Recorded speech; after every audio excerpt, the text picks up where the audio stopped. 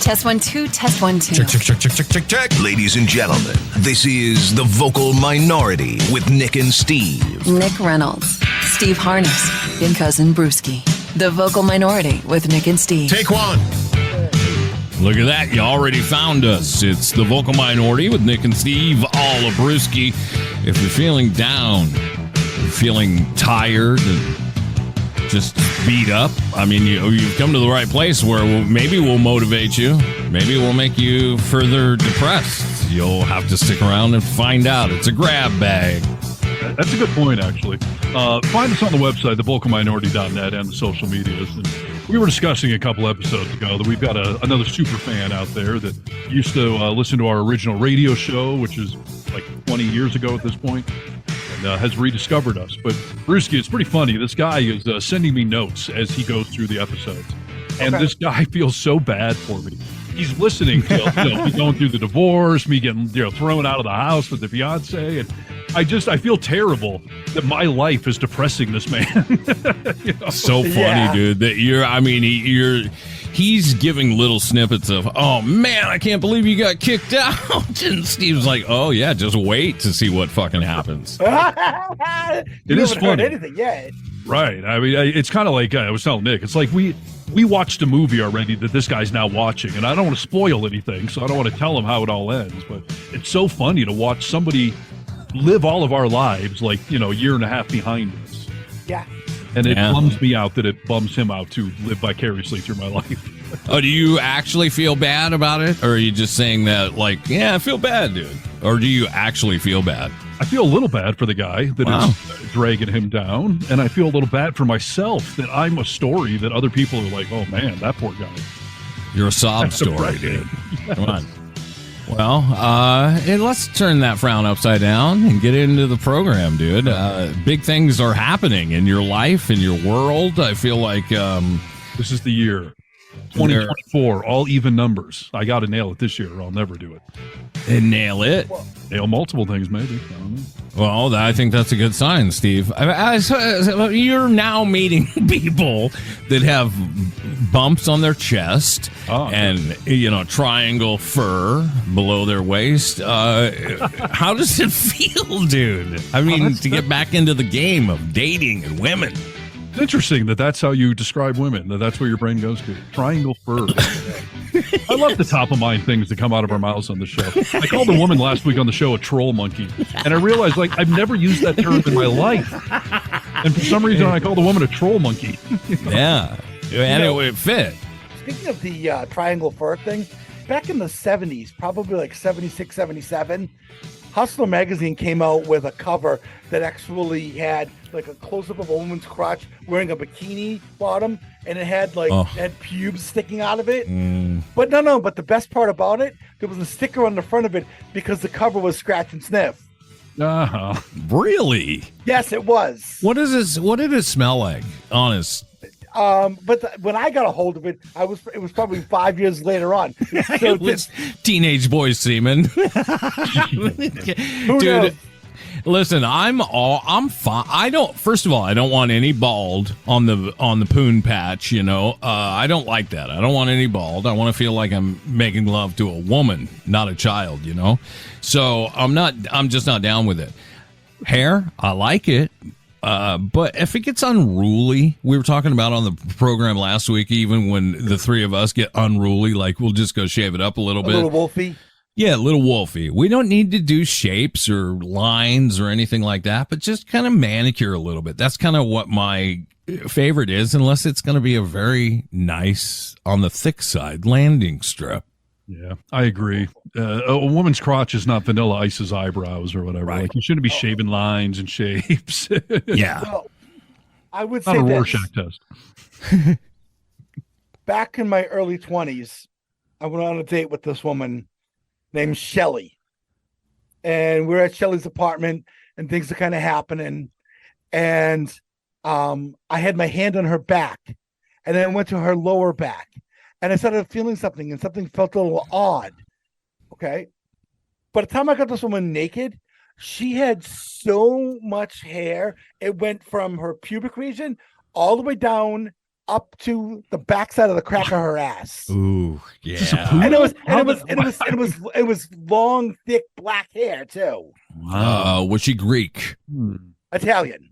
Okay. Same difference, I know. Yeah, I will say this, that, there's women born with just a ton of hair, and I've seen that on the back before, too, to where it's just like goes up. I'm not matted. okay with it. Yeah, I don't like it. It was like Chewbacca. Oh, it was that long? Yes. Nick, here's the thing. Not to get too explicit, and if you need to make a mark to edit this, you can make a mark now. But I actually went down on this woman, and at one point I started gagging because the hair was reaching into the back of my throat and tickling my throat. Wow. In the back of your throat. Back of my tongue. It was tickling back there. Wow. I am not horny enough to power through anything like that, dude. I can't believe you did that. I was 23. Listen, there were a lot of women I hooked up with in my early 20s. I look back now and I'm like, boy, did I really need it that bad? Right. Yeah. That's impressive. That's like when I've accidentally vacuumed up my dog's tail with the vacuum and like sucks all the hair in there. It's just like tickling the back of the vacuum. I'm sorry, dog. Let me get it off there. That's impressive. Yeah. In a terrible way. But yeah, I am out in the I haven't actually gotten out in the dating world yet. I have yet to go on a first date. I have a lot of conversations happening out there in the internet dating world, but yet to meet a triangle patch and 2 bumps on the front. Is that what you describe them as? Yeah, a little 2 lumpies on the chesticles. Got the Fergie thing going on. Yeah, that's right. My lumps. Yeah, my lovely lady lumps. Yes. Listen, Steve talked about a couple of weeks ago how this is cuffing season. This is the time of year when everybody. Say it again? Post cuffing season. We're outside of cuffing season now. I don't even know really what cuffing means. What I don't understand the terminology. I think it's like handcuffing yourself to someone. That could be. Sort of thing. I don't know. That makes sense. I don't know where it came from, but I just know what it is from the dating coach telling us. The cuffing season is when you head into the holidays. The people will either stay in a bad relationship because they don't want to break up and be single during the holidays, or they'll couple up with someone that they're really not that interested in, but they want to bring someone home for Christmas. So have company. Right. So then what happens is when the holidays end, all of these relationships end. And so people go out there and start dating fresh. So according to, Hinge and Match.com and Tinder, they all have the analytics to prove that the biggest single spike in online dating is from the first Sunday in January to Valentine's Day. So this is mating dating season out there right now. So if you're going to be in the game, this is when the draft is happening. So better throw your hat in the ring. And you found it to be true. I mean, we wondered, like, is that true? And then this year you got to see, right? And it's the most activity you've seen in your small town? Yeah. Jason Aldean? Well, in a radius, because I'm still having trouble in my small town, and we'll get to that in a second. But first of all, the dating coach told me how to set my profile up correctly from the start this time. I took out some of the dumb things I had said before. So I think I put my best foot forward on this. But yeah, I mean, before the most conversations I ever had going on was maybe like 5 or 6. I have 17 conversations happening right now. Wow. And most of them are non-starters. I'm doing it for the practice of it or whatever, just seeing where it goes. You should tell them that. People are flattered by that usually. I'm about to start unmatching with some of these people. And I feel terrible because I've gotten ghosted on these things before. And I don't really want to do it to someone. But do I really need to tell some stranger like, hey, we're actually really not interested in you? So no, I don't think so. I mean, you know what? I would type up a 3-line text box or whatever that you can send to all of them that just says, hey, it's nice to get to talk to you. I wish you well in the future. Boom. I have COVID and AIDS, so I'm going to let you up. No gift basket? Yeah, hey, see, Brewski's a romantic, so maybe I'll do that. But well, that I took that from Derek Jeter. When Derek Jeter would hook up with chicks in the morning, he would get up before the women did, and he would leave his bedroom, and he would go to another part of his house. And then when the women woke up, his butler would, bring them a cup of coffee, and then on their way out, they would get a gift basket, and Mr. Jeter thanks you, and it was filled with things like, lotion and all that stuff like that. Yeah, no, going to the Oscars, you get a little goodie bag to take home.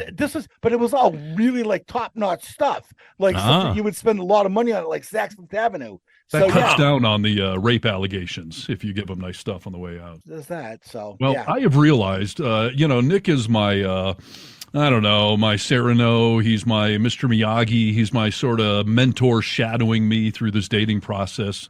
Even though Nick has not been on a first date or whatever in, 17 years? 14, 15? How long? 16 years. Yeah. You know, A, I need the backup. B, I want to keep reminding Nick to take care of that relationship, goddammit, because you don't want to be dating. Nope. There's an element of fun, quote unquote, to this, but it's mainly miserable, and I want to jump off a cliff. Yeah. No, I take it to heart. I don't want anything to do with it. Yeah, but somehow I've realized Nick is the woman whisperer or the first date whisperer. Like, he's analyzing these women in ways that it turns out to be totally correct. Where when you first tell me some of these things, I'm like, oh, come on. But you've been proven correct multiple times. You know what I think, and I appreciate that acknowledgement because I work very hard at this, but I would like you to know that this is what only comes through unclouded eyes. I'm not horny for these women. I'm not seeking this relationship, so I could just take it for the screws and nuts. Right. You're a fan of the draft. You're not drafting these people yourselves. You're just looking at raw numbers. Yeah. That's clever. Well, so we talked an episode or two ago about this Bible thumper. And like Brewski said, my hometown here, I live in this very small mountain town. And in my rounds of dating over the last 4 years, never have I ever met a woman in this town. There's been a few on the apps, but it's never gone anywhere. I've never actually gone on a date with someone who lives here. Because you didn't sync up with anyone who lived in that town, right? No, I mean, it's either slim pickings or it's just not a good match, and it's never gone anywhere. And everyone I've dated over these last 4 years is an hour away, and that's wearing thin on me. But so I was saying that I found an attractive single mom. Her kids were older.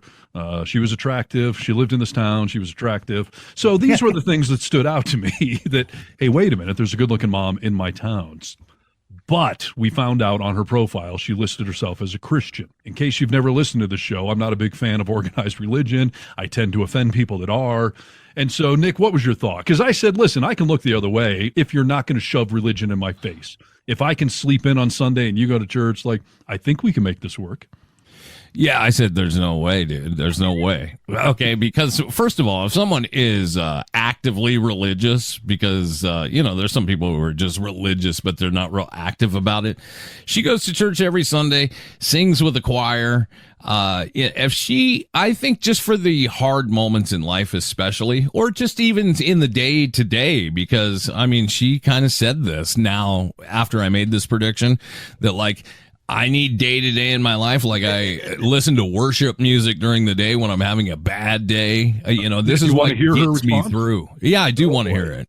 All right, here you go. So I very benignly, Brewski, I just asked her, like, because it was getting to the point where we were going to go out on a first date. And I said, hey, I notice on your profile you say you're a Christian. Now, I will tell you, we have a friend in common in this town. So I did a little Oppo research ahead of time. Okay. And my friend told me, like, yeah, she does go to church a lot. She doesn't usually talk much about it around me. And, her ex is kind of a real douchebag that didn't treat her very well. And so I was thinking, like, all right, let me just feel this woman out and see. Sure. How religious are you? I said, I see you're a Christian. I'm agnostic. Is that an issue? I have my own views on higher powers of this universe. I'm a very moral person that believes in treating others well. I always protect those in my circle, and I've treated every woman I've been with like a queen. That has unfortunately let some people take advantage of me, but blah, blah, blah. So that's what you wrote to her. Yes. So okay. That's a more than reasonable response. You told her, I have good things about me. I'm circumcised. I got my son circumcised. I'm not religious. Okay. So continue. I'm religious from the waist down. I mean, pray to this idol. So she writes back and says, I didn't notice that you were agnostic on your profile. Faith is very important to me, and I don't understand agnostic. I could get you a dictionary if that would help. Yes. This could definitely be a deal breaker for us. I attend church every Sunday. I love listening to worship music on Sundays or whenever I need the higher powers to help me resolve feelings in me or change the way I'm thinking and behaving. I turn to God a lot every day and like to pray, especially with the one I'm sharing my life with, which her ex has to have been religious, and he was apparently a douchebag. So what does that tell you? Yeah. She says, you may not be interested in a woman who loves God as much as I do. I volunteer at the church. I've worked at the nursery. I honestly don't know if I could be with someone who didn't believe in God and that he was created to die for our sins. So she ends it with saying that I'm definitely torn by this. Did you take the high road? I mean, first of all, you should be torn by it because look, you're letting your religion step on somebody who you thought was a perfectly nice guy that you wanted to date, but because I'm not part of your club, now this is all a deal breaker. Right. And you'll notice I didn't tell her, like, I think it might be a deal breaker too. I was just playing neutral to see what she would say. And yes, I did take the high road back because it's a small town and we do have friends in common. I just told her, hey, you deserve to be with someone that shares your views. So, best of luck to you. Good for you. But, Good for you. Yeah, I should have torn her a new one or no. That's the reason why it'd be one thing if you didn't have anybody in common that you knew, because then you could do free reign. But then if you do that, then she's going to start going back to the people and say Steve was a jerk, and then you look like a jerk, Nope, totally true. So yeah, Nick predicted that one, nailed it right on the head. No way me and some staunchly religious person are going to possibly ever work out. So nope, it's not going to happen, dude. I'm sorry to tell you. Yep. And then I was talking about this woman who was just insanely good looking, early 30s, this beautiful blonde, clearly has done modeling work. And, she seemed interesting. She does voiceover work. She was the voice of one of the Zelda characters in one of the Nintendo games. So I'm like, all right, like she's good looking. She's voiceover. Like I do voiceover. Hey, we got something in common. Yeah. I find people with shared interests. That's a big deal to me. So, but Nick, I pointed out on the show that on her category of, drugs, cigarettes, marijuana, and alcohol, she said no to all of them. And there's the option to either say yes, no, or sometimes. So when somebody says no to every substance, that makes me wonder, why are you sober like that? Yeah. And Nick, what was your prediction on this woman? She's old enough, I felt, to have had a problem. She probably had a problem with something, and now she's sober. Right. So I asked her, hey, I noticed you're sober. Like, what's the story behind that? I like to have a drink every now and again. And she writes back and is like, yeah, I had a real problem before. And actually, I fell off the wagon a couple of nights ago. So I guess I'm not technically sober. And anytime someone says, why don't you drink? I say, do you want me to come to your fucking house and burn it down? Wow. Did you move on from that one too? Well, I told Nick, I should be closing doors entirely, right? She's just kind of feisty, that's all. It's like, dude, do not tease an addict that's trying to get over it. Like, they do not need to be enticed into your world. She's a straight up addict. And then that definitely hurt my ego because I'm like, she fell off the wagon 2 nights ago. Hey, that's when you first started messaging me. So you're telling me you were up on drugs, alcohol, whatever, and then you thought it was a good idea to talk to me. My ego is feeling so good that this beautiful woman was talking to me, but only because you're shit-faced. Oh, well, that response about her coming over and burning down a house, it just reminded me of that SNL bit, the Happy Fun Ball one. Happy Fun Ball. Yeah, do not taunt Happy Fun Ball. Right, that's something. Yeah, it's exactly a Happy Fun Ball. It seems like it'd be a fun thing to play around with, but when you read the disclaimers, you realize it's going to kill you, so... Might as well put the ball down. Right. So, yes. So, Nick has been doing pretty well on his predictions on there. My goodness. But, listen, I'm not going to get into the in-depth story at this point, but I've got 2 of the 17 that I'm actually am interested in. So I'm trying to see where those go. And I think, have a first date set up with one of them coming up in a week and a half here. So we'll see where any of this goes. But I am so used to women being crazy, flaking, ghosting you. I don't believe anyone until they're sitting in front of you and they're not... they don't have a knife behind their back or whatever. So even then, sometimes you can't believe them, dude. I mean, exactly. Sometimes you're with them for a couple of years, you're engaged and married, and you still don't know how crazy they are. So yeah, I'm a little jaded on that whole world. So the big key words I'm going with are cautiously optimistic. Key words. Cautiously. I think that's good, dude. I think that's a good place to be. Cautiously optimistic. Yeah. So yeah, Brewski and I are both on the dating apps. No, we're not. Oh no, you're off them entirely? Completely done. Oh. I'm benching myself. Venting yourself? No, benching. Oh, benching. Okay. From the online world or from dating in general? Like you're not going to hit on a woman at Starbucks or something? If that happens, yeah, okay. I'll talk to somebody at a show or something like that. But I've deleted all the apps off my phone. Wow, okay. Out of frustration? Yeah, was there a tipping point that pushed you to that, or? It's been 10 years and I haven't met anybody really. I will say that there was one woman that I looked at on Tinder who obviously made it known that she was not looking for a hookup, which is fine. Yeah. But in her profile, she said, edit, I have 7,560 likes.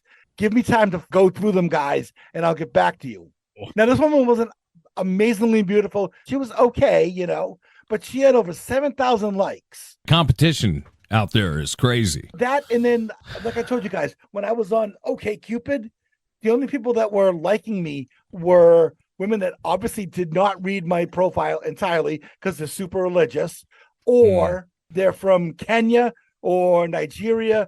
Looking for citizenship or...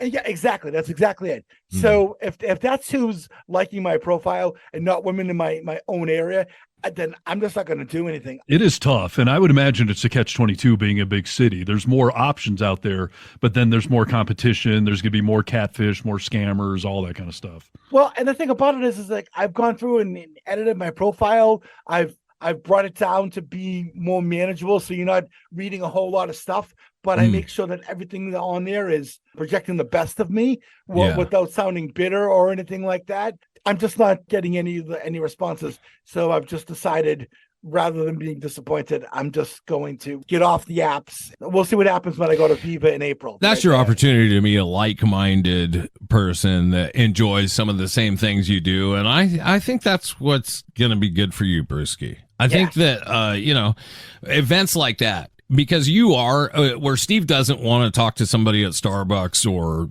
somewhere. Anywhere. You don't mind. Yeah. You don't mind talking to people, and you can start a conversation with people about anything. You know what I mean? Yeah. So, and they also say sometimes when you stop, that's just seems to be when it happens, dude. Say some people believe the energy of the universe would tell you that now that you're giving up on it is when you're going to meet someone at Starbucks next week. So. Right? Yeah, I don't know. I'm not worried about it. If it happens, it happens. I'm not like one of those folks that feels like incomplete or I'm missing my puzzle piece or something like that. If it happens, it happens. Yeah, see, I am that person. So. No, but that's the thing, though, is everybody is different. Well, I will tell you the dating math that I have figured out. So I have 17 conversations going right now. I will guarantee you 12 of them are just waste of time. They're not real. Like you've got to, it is a numbers game. You've got to filter out all these waste ones. And I know that there's a lot of wasted space going on there, but sure. And like I mentioned, there's a prospect or two. And so I've started to think of late about getting back out into the dating world and what that'll really look like. And I was thinking the other day, like normally when I start a relationship, I mean, not the first date or anything, but early on, I tend to be the kind of guy that lays all my cards out there. The good, the bad, the ugly, terrible things that have happened to me, problems with exes, fun things that have happened to me, good things. Like I put it all out there. And often it backfires on me because I've been with women who, in the middle of an argument, decide to take the thing you confided in them over, and they'll just turn it into a weapon in the middle of a fight. This is a sign of a terrible person, by the way. Yeah, exactly. And it's pretty much panned out to be that way with everyone who's done it. But I've been pondering this notion, and I brought it up to some extent earlier, that, this podcast to somebody who doesn't know me very well could be a deal breaker right away with some of my, sense of humor or religious, tirades I've gone on. So, I've started to wonder, like, how upfront, how honest should I be? Maybe I've screwed it up so many times in the past that maybe this time it's just a fresh start. Tell me about your ex. No. Why'd you get divorced? Give a one-sentence answer and then just move on. Never bring it up again. Like, hey, things just happen, You have an inclination to just tell your story and everything else and get it out there. And there is a certain part of you, I'm sure, that's like, take it or leave it. Like, this is me, for better or for worse. But sometimes people overshare too soon. Sure. If I'm comfortable with somebody and I'm having a conversation and I'm really vibing, I mean, it's not out of the question. I'll tell you this: I met a guy. His name's Monte, and I keep in touch with him still to this day. But we were at a resort in Mexico, and his girlfriend was laying in the sun. Rachel was laying in the sun. We were both in the pool. I started chatting with him, and 5 minutes later, we're both crying, talking about our fathers and how they died. And, like, if I'm vibing with you, like, I'll just open myself up and wear my heart on my sleeve. And a lot of people, that makes uncomfortable. You know what I mean? Yeah. I will say, in mainly my defense, I don't do it super soon. I mean, it's not even in the first couple of months. I saw an interesting piece on the NBC Morning News today that sort of fell right in line with this. Let me just read the article here real quick. The headline is, nearly 1 in 4 people are hiding a financial secret from their partner. A new study from bankrate.com. They surveyed 2,500 people. They found that 39% of adults who are married or living with their partner said they have kept a financial secret from them. More than half of those adults say financial cheating is as bad as physical cheating. Just for clarity, is this I'm keeping a secret about maybe my financial past, or is this I'm married now and I do this financially and you have no idea? I think it's both, because part of this article talks about that some people have separate bank accounts even when they're married, which I find to be preposterous. I was always pool the money, and I'm not hiding anything, but some of these people have pooled the money and then they don't realize their spouse has a separate account somewhere else. Right. Or they don't realize there's some, tax debt in their background. They got a lien against them, or they declared bankruptcy, 5 years ago, and now they still can't get a house or a loan. So it's a combination of that. And then I found another article that had this whole list of things that they say you shouldn't be sharing with anyone. So as I'm getting back out into the world, I thought we would dissect some of these things. I value both of your opinions, and I'm pretty sure I've repeatedly screwed up my love life, so I don't even think I should be trusting myself. It's so interesting. I'm curious about it too, because maybe I'm one of those people who believe, well, like for instance with my wife, I don't know that I have any secrets from her.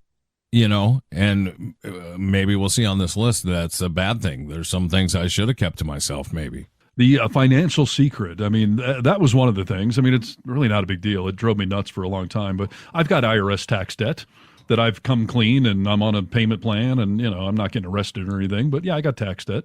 This was a big burden I had for a long time, where I really felt guilty and terrible about it. And that would be a financial secret that I did a year and a half in with one terrible human. Anytime we get in a fight, she'd be like, "Oh, who are you to say, Mr. Debt with the IRS? You can't even figure out how to add 2 and 2. How would I be trusted?" Oh, my God. Well, that girl even threw it around publicly in front of other people. Yes. Oh, jeez. Exactly. So, so this is where I'm wondering, like, what should I be sharing and what shouldn't I? Because part of me feels like, you got to air all your secrets and get them out there so they don't haunt you, because that's my thing. Like, I feel this burden of, I don't want you to stumble on it someday and think I was keeping it from you, but maybe it's not your fucking business. I think that you're only obligated, in my moral opinion, to, if you're going to marry, because whoever you marry is going to also take on that tax debt once you guys are married. So then you have that moral obligation, I feel like. But if you're just girlfriend, boyfriend, I mean, I don't see why there's any reason to tell them. Yeah, there's a weird tipping point there, though, because at one point you have to then acknowledge these things that, I haven't been telling you for the last year because I just thought you were someone I was hanging out with and didn't know where this was going. So, right. And is that fair to that person because they didn't have the full picture of your life? But they don't need to know every single detail of your life like that. It's not like you're hiding a criminal past. Like I served time for child molestation or something like that. That's something they would want to know. Okay, well, we've all had problems in the past with money. Every single person. You know, and I think everybody wants to pay their obligations, but things happen, and that's your personal business. And when it comes to a point where you're going to be serious with somebody, at that point, then maybe you share those things with them. But until then, it's not their business. Well, let's run through this list and see if accused pedophilia or any of these other things are on this list. Are you a sex offender? I'm not going to tell you, dude. It's a good first date conversation. And again, this article is actually saying these are things you shouldn't share with anyone you're in a relationship with, which could mean romantic or friendships. Okay. So the first one on the list is your income. Should you be sharing this with anyone, I guess? But certainly, let's assume this isn't just a casual girlfriend. Let's assume things are getting serious. Do you share your income? I guess, you know what? If she's seen me poop, I'll tell her my salary. Like, this is the comfort level. Okay. How far were you and Rachel in before you two discussed each other's numbers, and who brought it up first? I think the first time I knew a salary that she made was when we were dating and living together, and she got a new job. So she was like, they're offering this. So that's how I knew.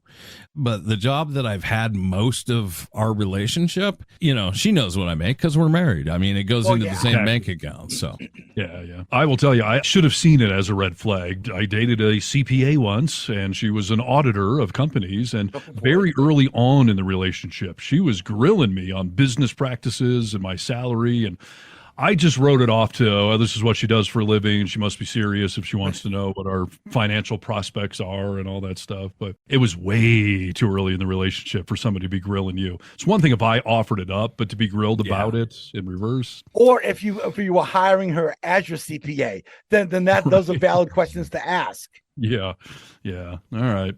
The next one on this list, this has unfortunately become an issue for me as well. Sharing your family issues, the skeletons in the closet. I don't want to throw either of my parents under the bus, but I will just say I'll put it out there for both of them so no one can figure out who I'm talking about per se. But, one of my parents did some messed up things in the past, and part of me wants to share it as part of, things that I've learned from things that happened to me when I was young. But I don't want somebody to think that because one of my parents did something that I'm going to do that thing. Yeah. And this has bitten me in the ass before, where I told a story about one parent and they were like, oh, well, are you that kind of person too then? And the point of my story, by the way, was no, I'm not that kind of person. Yeah, that's presumptuous. Yeah, but a lot of women, if you say, like, I've got an arsonist in the family, like, well, you an arsonist too? Like, what is happening? Like, what's the tipping point on sharing with somebody to, have a bond there? But, maybe they share about, an abusive parent, and you say, oh, I've got, there's some abuse in my background too. Like, these are months in. Yes. Because it could go either way. I mean, you could bring something up that also is a red flag to them. You could bring up this behavior happened in my family, and they think like, "Phew, man, that just spells it all out. I don't want anything to do with this." So I think maybe 5-6 months in, you can start having these personal stories about like, this is how this shaped me, what you're talking about. I don't think you need to give that up right away. There's a common theme already emerging here that at a certain stage, it is appropriate to be sharing some of these things. But boy, how do you determine that tipping point, and how do you not make it look like you've been hiding things? The stuff you're talking about, I don't think that's hiding. That's like, you know what? I want to know you deeply enough that I don't tell this on the street corner. Like this is my private, personal past, and some of it's painful, some of it's good. Like, I don't tell you until I'm comfortable with it. And I know, by the way, that I can trust you with it. Yeah, absolutely. And any person would understand that because it is your personal business. And just like you wouldn't expect them to lay everything out to you, have that same sort of courtesy back, If you were dating a girl. I do want to be dating a girl. That is a good scenario to think about. So. With chesticles, some knobs and stuff like that. So you're dating her, and let's just say she's been molested when she was young. Mm-hmm. There's no reason for you to know that. Now, listen, this is important information because, as we know, sexual survivors, that changes them oftentimes as a person, and it shapes their life for the future. So, yes, it's information that somebody in a relationship at some point needs to know, but you would never be like, why didn't you tell me you were molested 6 months ago? Like, you know what I mean? That's a good question, actually. Listen, you guys know I had a relationship in Seattle, a woman that, several months in, she realized she had, repressed memories came back. She'd been molested by her father. It spiraled for years of therapy and heartache. The relationship didn't work out. And I always kind of thought to myself, like, I don't know that I ever want to date somebody with, sexual abuse in their background. Now, later in life, post-divorce here, on my first date with the CPA, she admitted that she had abuse in her background and she had been through some heavy, therapy to deal with, sexual issues. And I thought right then, like, red flag, like this, you can't go down this path again. And I chose to ignore it. And she turned out to be crazy, and the whole relationship imploded. And so maybe I do want to know that sooner than later. Like, what sort of skeletons are you hiding? Because some of them are maybe a deal breaker. You cannot just write off all people who may have had something happened to them sexually in their past, obviously, Exactly. because A, it's not fair, but B, how many, 7 out of 10 women have been assaulted in some way. So you're really limiting your pool at that point. Yeah. But I think it's more important to know, throughout that 6 months, you'll know if they're the kind of the person, even if you don't know they've been molested, you'll know they're the type of person that believes in therapy, that believes on working on themselves. So if you feel comfortable with that, you'll be comfortable when they finally tell you. In theory. I remember years ago when I was dating this woman in Seattle, I was a big fan of Loveline with Dr. Drew and Adam Carolla. Yeah. And a guy called in with almost my exact same scenario of, my girlfriend who was molested when she was a kid. And Adam Carolla jumped in and said, dump her right now. Oh, Yeah. And Dr. Drew and the caller were both like, come on, therapy can work. He was like, dude, you are going down a black hole. And I'm telling you, just dump her. And I was just so offended that Carolla said that. And now I'm like, I wish I had listened to his advice. Just get out while you can. This is not going anywhere positive. It may be a harsh reality, to say that, but oftentimes it can be true. I also think it matters on whether or not they end up with the right person. You know what I mean? Yeah. It's a tough Big one. gamble. Yes, it is. Here's another one I've been dealing with that backfired on me with a previous woman. Probably the same woman I've been referencing repeatedly. Your health problems. Should you be sharing your health problems with your new person? The woman I was with that I started sharing things turned into a hypochondriac on me. She was then like, well, every time I would sneeze, she would be like, you must have lung cancer. Why are you sneezing? He was constantly looking for ailments. This lady sounds like such a whore, dude. Yeah, hindsight's 2020. So yeah. Why would she be worried about a sneeze and cancer, dude? Why did she? I mean, she was really I used to keep a list of all of the ailments she accused me of having because I started to find it comical. I do remember. I mean, she that. accused me of everything from shingles and COVID to cancer to dyslexia. I mean, it was just humorous to me, but yeah, she turned out to be a little nuts. So, how often? Nick, you've said on the show before, you have MS. Brewski, you have a heart condition with so when did you guys start to share these things with your people? It's a great question, dude. I remember the moment I shared it with Rachel, okay? First of all, I had to get a little liquored up to do it because I was nervous because MS, like we were just talking about sexual abuse, not that I'm comparing the two at all, but this is going to affect whoever I'm with. Right. Not only monetarily, but emotionally, Yeah. So it's something I feel like I needed to tell Rachel. I was so nervous about it because at the time I knew she liked me and we'd known each other for years. So I knew she was still going to be my friend. But I have to tell you, I was really insecure about telling her because I understand the weight of it. You know what I mean? And I obviously would have been so sad, but I would have understood logically if she would have chose to step away and be like, I'm just, that's not what I want to sign up for. Right. So it was probably 6 months in and we were at a bar and I got a little drunk enough that I was like, hey, I got to talk to you. And she was like, you're scaring me. What? Just tell me. Yeah. And then I finally did, but it was the appropriate amount of time. And was that sort of haunting you for those 6 months, knowing that someday I got to tell her? Yes. Yeah. Because there were so many things that there's so many things with MS that I have to plan my life around, and not everybody needs to do that. And I sure don't want to be a burden and make somebody do that. So yeah, it was eating at me for sure. Brewski, how about you with Jen? When did you tell her about the heart condition? Well, the thing about me though is that when you touch my chest and you can feel a foreign object inside my pectoral muscle, I think maybe this is probably hey, what the heck's up with this? You time smell to a tell little her. cigarettes or something, Did you tell her very quickly on, or what are you saying? Probably within 3 months, probably. Because obviously when you see me naked, and you see these scars on my chest, it's kind of obvious something's going on there. Yeah. But I mean, I could have played it off by saying, oh yeah, I got stabbed or something like that. I'm the bionic man. Yeah, exactly. And I understand too, there's some logic there because you guys are both dealing with a chronic issue that's here now and it's going to continue to be with you. Yeah. So that makes a little more sense.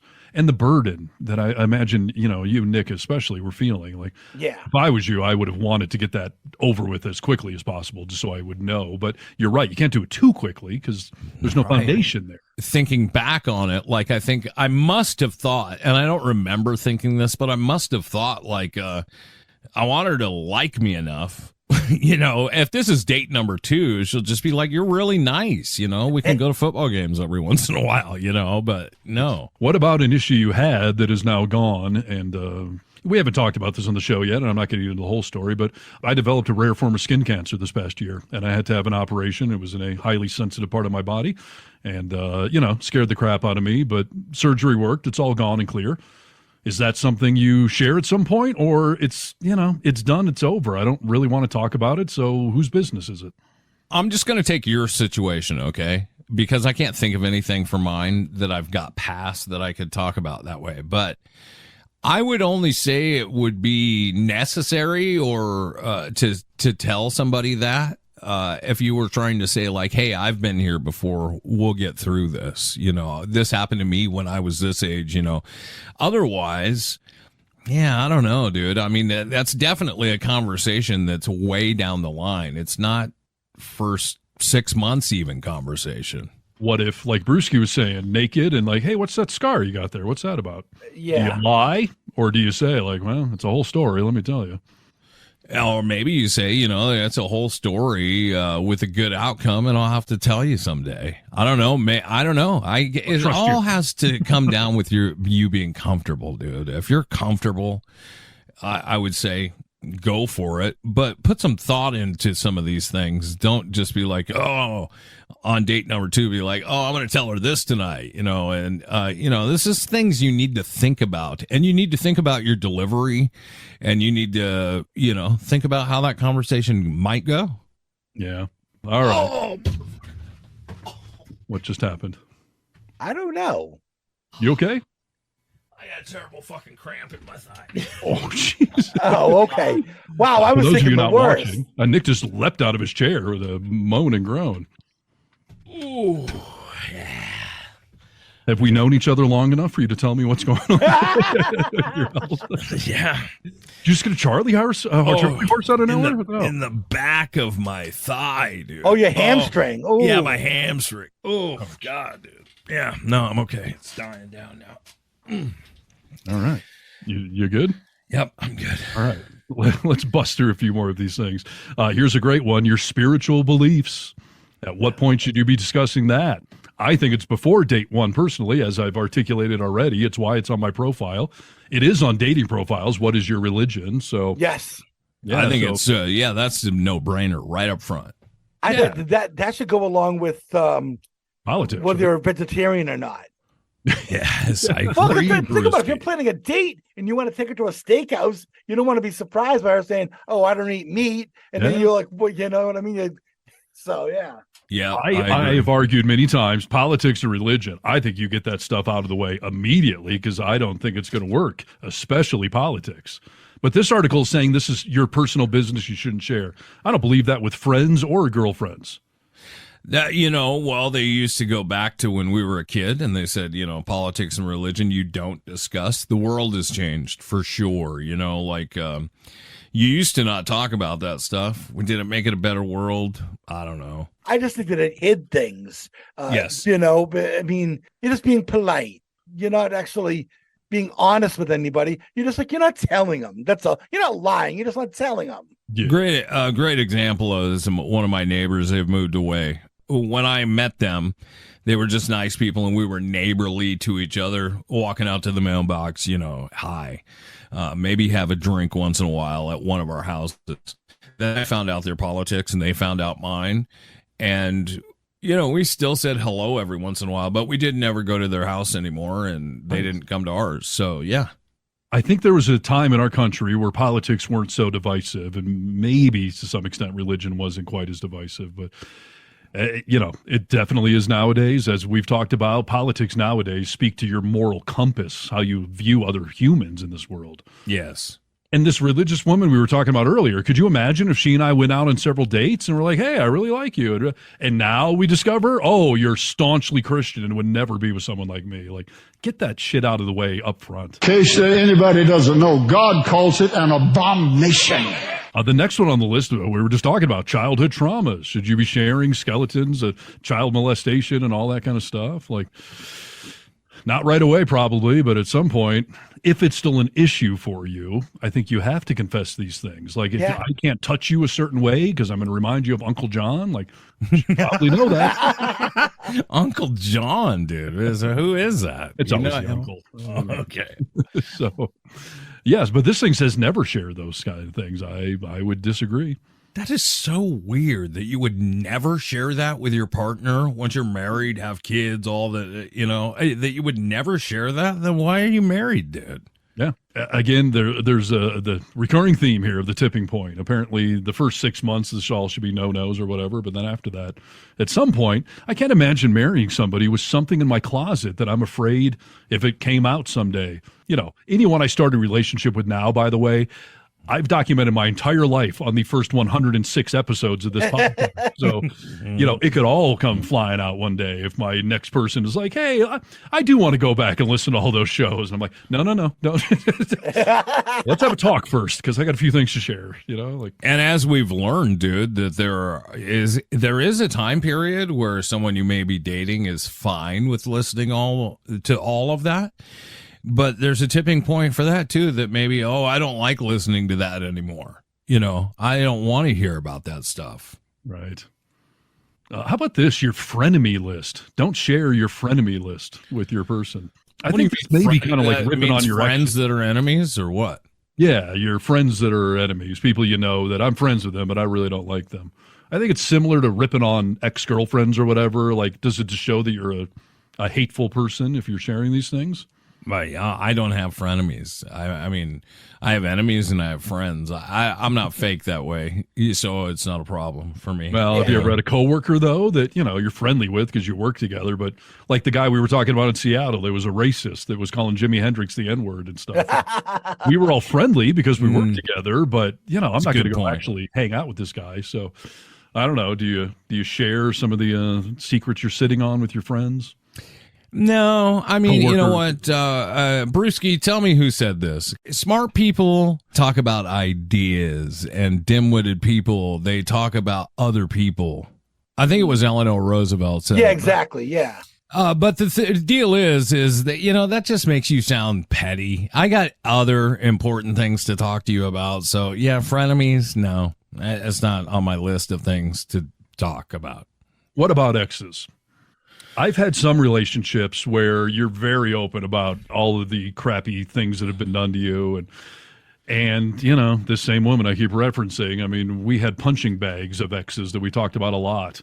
And I've come to realize, like, that probably should have been a big fucking red flag to me because you're going to be on that side of the fence one of these days. Yeah. There can be select things that, like, if you guys do end up together, I think at some point in time you can draw and say, you know what, in a past relationship, this happened to me, so this really bothers me. I think you can do it like that, but getting together to just bag on people and talk shit, I think that it feeds the conversation for a little while and might be entertaining, but in the long run, it's a waste of time and doesn't make you come off very good. Yeah.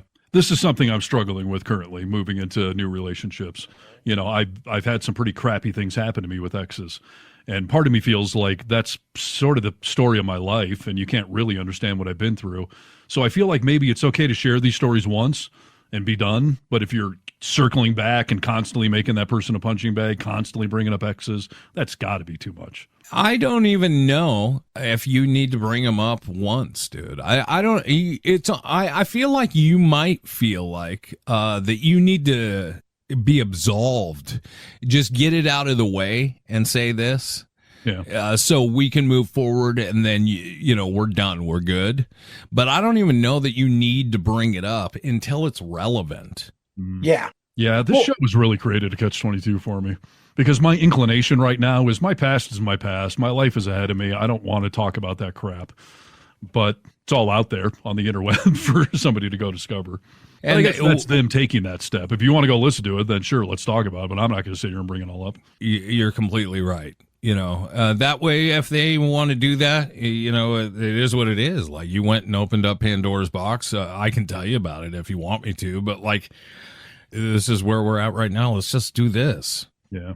And I am struggling with this podcast. I either need to tell people immediately and just go ahead and listen to it. If you think I'm an asshole, then don't even bother, versus getting a few months in, getting someone to know me a little better so they have some context of who I really am. Yeah. But then, it's like, am I keeping a secret? How come you didn't tell me about it? It's a major part of your life. And that's the other problem. This show is a major part of my life. Both of you are. It's hard for me to be out talking about my life and letting someone get to know me without referencing, oh, yeah, this podcast thing I do. Like, well, what's the podcast? Like, it's tough, dude. It is. I don't envy the position to be in, because obviously we all share our lives, for better or for worse.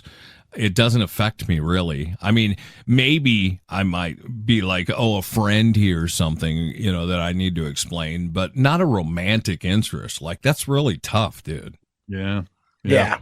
This was never a problem in the good old radio days, because if you weren't listening live, it was all gone and never repeated again. But this podcast thing, where it's just sitting on the internet for all time to come, that's tricky. There was something great about that. Can you pull them? I mean, let's just say that, we just release a podcast, get it while it's hot. You got 1 week. I guess we could, but I feel like I'm shooting us in the foot then. Like, we need to have content out there and be on episode 200 or whatever. Totally. It's kind of weird if you're on episode 200 and there's only 3 on Spotify to listen to. Yeah. No, I get it. And then if you refer to something back about 5 or 6 episodes ago, and they're like, "Oh, that really interests me," but now I can't go back and listen to it, so now it's incomplete. Totally. And like we talked about Superfan, like we have a couple of fans that have gone, but they're listening from the start because they want to know the whole saga. They don't want to miss things. And I see that too on our analytics. Some people will find our show, but they'll scroll through and find a title about something that they're interested in. May have been 50 episodes ago, but that's what they want to download because we were talking about dirt bikes or whatever it was, Yeah, exactly. Yeah, it makes it tough. Well, and speaking of that, I just want to call Nick out on something here, because I was recently scrolling through our TikTok page, going back through some of our old videos, and I stumbled on the one about Nick admitting that he on the daily, I think was your quote, that you pee outside in your yard at your house there. Truth. Okay. Well, I admitted a couple episodes ago that I'll go in my backyard and shave my pubes, and you were shocked and offended by it. We're both doing the same thing. We're exposing our junk outside in our backyards. I don't strip naked to shave my pubes. So what's the difference? We're both whipping our junk out in our own yards. Because I have no one around me, dude. I don't either. That's my point. You do. You have a next door neighbor. You have people that walk around that neighborhood. I'm in a blackout zone out there. You're in either house next to me, which by the way are both rentals or second. No, you can't see me. And the street above me, same thing. I'm in this little zone where I'm in a blackout. You cannot see me unless you're in my house. And I wouldn't do it if someone was home. Yeah, okay. And we talked about a drone. Like, I can't even see. I can't see this. No, I can't see the sky, dude. I have too many trees on my property. The canopy there. Well, I do the pubes under a tree, so I'm not worried about drones either. I told Rachel, I was like, you believe Harness trims his pubes outside? And she was like, what are you talking about? I was like, oh, you haven't heard of the podcast yet. And so just randomly, she's be like, oh, there's the pube guy, impersonating people walking by. I was like, he swears up and down. You can't see anything. But this will be the thing that bites me in the ass. It's not me railing on religion or politics. Some woman I'm in love with is going to come to me and be like, you fucking shave your pubes in the backyard? I am done. Oh, so funny, dude. I do pee outside every day. I do multiple times a day. I only do this once every 3 months. So there's a ratio. You're doing it on the daily, exposing yourself outside. At least I'm doing it quarterly. I've also taken poops outside, right? I mean, you're in a better spot than me. I think you should get off your moral high horse and come down a notch, okay? Okay. I apologize. I want to say that I am sorry. I'm sorry. Oh, you don't have to say it, Bruce. I'm sorry. Oh, nice. Very nice. All right. Well, I guess what I'm learning from this is I have no idea what to share and when to share it ever. So I'm still confused, but here we go. Here, don't share too soon. If it's a topic, okay, and too soon means wait 6 months. What does that mean? If it's a question, dude, wait at least 6 months. Well, what if I said I love you already? What if I say I love you after 3 months? I wait for my secrets for 6 months? Yes. Oh, okay. Well, if there's a question in your mind that this might ruin some sort of or that it's not comfortable to talk about, then I would say wait until it is comfortable to talk about. Okay. Yeah. All right. So when I'm out at Starbucks next week, don't bring up shaving pubes outside. Well, depending on your audience, dude. It also depends on your audience. All right. Well, I'm still a little confused, but I hear what you're saying on some level that most of this stuff in the first phase, whether that's 3 months or whatever, I guess your number is a no-no. But at some point, you got to share some of these things. But I'm just wondering there's got to be some things we've just discussed that just don't ever need to come up, period. None of your business. It's in the past. Totally. Some of the relationship stuff, if it doesn't affect you moving forward, like, you've been really hurt by this, so this is going to trigger you in this next relationship, I don't think you need to necessarily bring it up. I mean, we've all had a past, right? So the only you share the trigger, but not the backstory. There you go. Yeah. Right. And again, and then if they want to know more out of you, it's them asking. And also, this is my final thought, Maury Povich, Jerry Springer. This is my final thought. You douchebag, that you take something that I tell you, and you take something that I tell you, and you're vulnerable with you, and you throw it in my face even one time. Like, I mean, that is a big sign, dude, because that is solely intended to hurt you and maybe destroy you a little bit. Yes, that's how it's been done before. So maybe I should plan some fake stories just to see what she'll throw in my face. So it should be like, oh man, why isn't this bothering him? Right. Well, good luck, dude. Cautiously optimistic. Yes, that's right. And Brewski, you're done with dating. When is this Vegas trip for you? April. Okay, coming up in April. Yep.